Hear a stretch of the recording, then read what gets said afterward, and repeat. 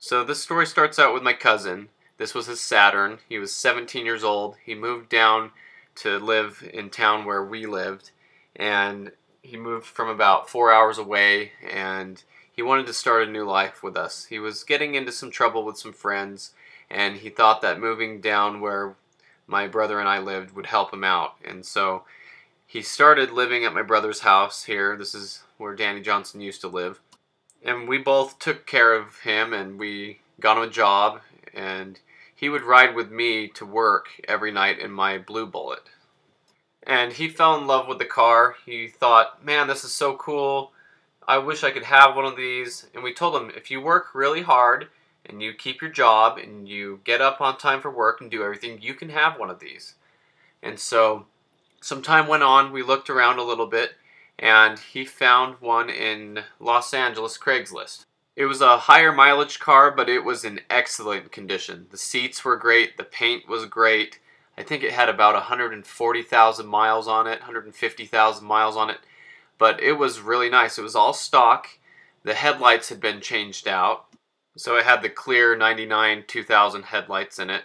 And so he met in Vegas to buy the car, and Danny Johnson went with him. I wasn't able to go.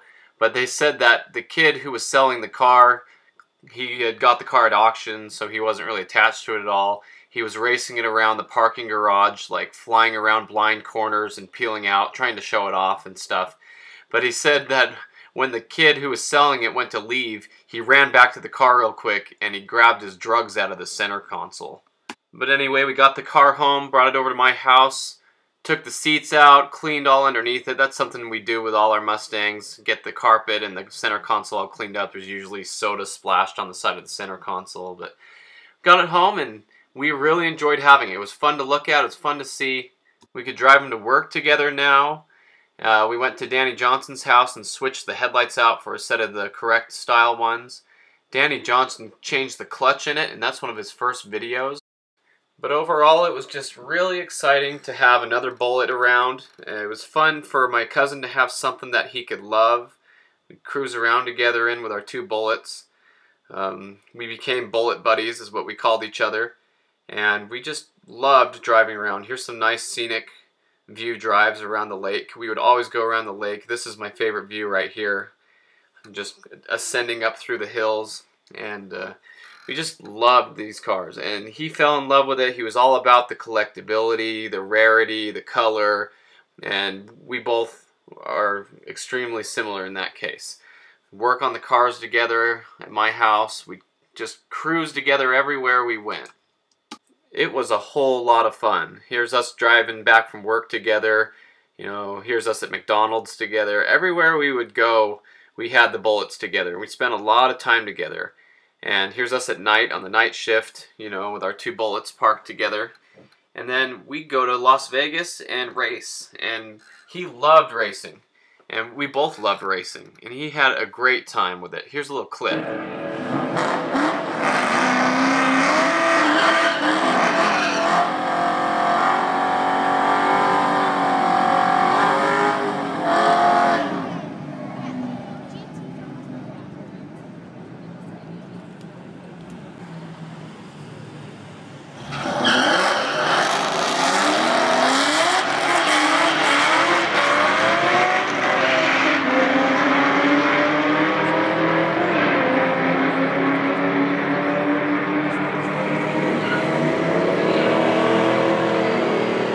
So here's him coming down the return lane from the track. Here's a picture of all of us with our New Edge Mustangs, and you know, us in the staging lanes. There's you know, getting ready to race. You can see the drag radials on his car in this picture, and in this picture here you can see. But we just had so much fun going to the racetrack, and it was really a good place to go and get away from the kind of trouble that he was used to getting into. You know, he can come with us and he can do something new and get involved with the cars. And I think that cars are always a way to get away from the bad things in the world, you know. I know you can get into plenty of trouble with cars, but it's good to have an outlet. So here's a picture of us doing the headers on his Bullitt. These headers actually came off my Bullitt because they were a really nice set. of Bassani mid-length headers, and when I did my engine swap in the Bullitt, it came with shorty headers that were fastened really well, so I just kept the shorties and then I sold them these mid-lengths, and we installed them together. And when we were underneath there, we found this cool little plaque, and it shows that the engine had actually been factory rebuilt on his car. But anyway, we kept going with it, you know, dropped the whole K-member. We've done this a few times already now. We swapped the axle out for a 410 axle, and I really like this picture. This is the clutch, and on it we took a Sharpie when we both wrote Zach's Bullitt number 140, Justin's Bullitt number 4622 for life, you know, because we're just buddies forever, and we really bonded a lot with this car, I think, and it was really fun for us to get together and always be working on it, getting excited to go to the racetrack. Now, I bought my orange Cobra in Phoenix, and I really needed a ride down there, and nobody could make it. But Zach came through, we took his black Bullitt.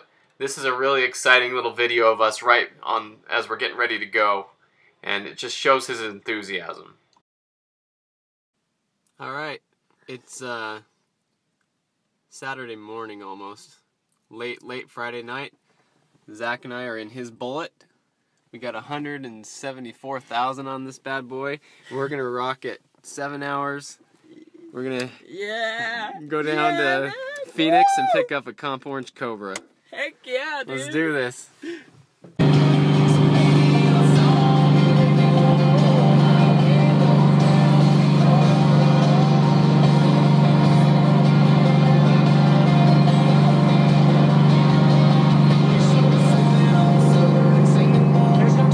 So as you can see, the car purred the whole way down. This is a funny picture of Zach pretending to be a boulder in Boulder City, where I bought my Blue Mach 1 actually, which was on the way. But anyway, we made it to Phoenix. We slept in the car for a few hours. There's my Cobra in the background, first time I ever saw it. This is us bringing the car home. And man, I'll tell you, getting a car is always one of my favorite things. And in this case, getting my Cobra was just a thrill. It was something, it was a lifelong dream. And here's me and Zach cruising all the way back through Arizona, driving the cars back, and just enjoying a nice, warm summer afternoon, you know. But here's some rolling shots of us cruising together, and it was actually really odd. We stopped on the freeway because the freeway was shut down, and got out and took pictures and everything. But anyway, it was really fun. It was nice of him to go with me to get the car. So we came back.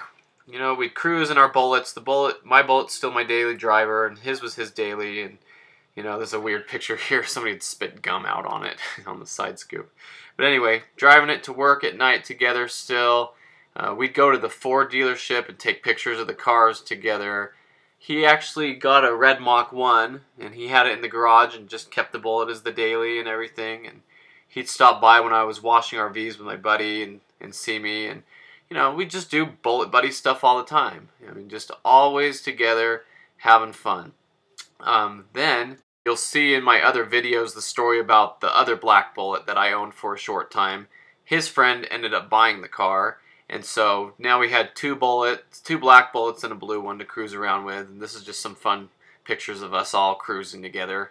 And that story goes into the other story I've already told. But late nights getting ices at Maverick, which is just a gas station around here, and just cruising around together.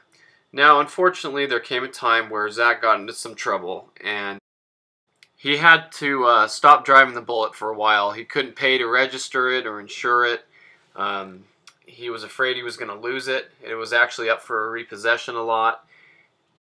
He just had some other friends that were leading him down the wrong road and getting him into a lot of trouble, and so his car stayed at my house like this under the cover in the side yard. I'd go out and wash it myself just to take care of it. And a long time went by with him not having the car. He'd come over and get it and say that he had paid it current and that they're not looking for it anymore and that it was okay to have it back. And so he'd be out driving it around and stuff. And he'd kind of go up and down just like a lot of people do when they have struggles. But anyway, so we got the car back, and he'd be driving around a little bit. We'd still meet up as much as we could, you know, just to hang out in a parking lot and have the cars together. And go on a little cruise, get gas, go on the back roads together. This next picture is when we sold the other black Bullitt, when his friend sold the other black Bullitt. But there we were all together, you know, having fun and enjoying the cars. And he decided to move home back up that 4 hours away for a little while. And he just missed it so much, so he'd come back. This is actually when I went up to where he lived 4 hours away. It was the farthest I'd taken the Bullitt north before. And we met up, and his car was actually in storage, but he got it out. We got the Bullitts together. We cruised together. We went to the racetrack up in his area, and we had a lot of fun with the cars. And it just reminded us of how much fun we have together. And so he decided that he had had enough being back home again, and he wanted to come back down and live where we were again. And so he moved back down, and we hung out some more and drove the cars around and took pictures. And you know, here's him at my house again. But this is where the story takes a pretty bad turn.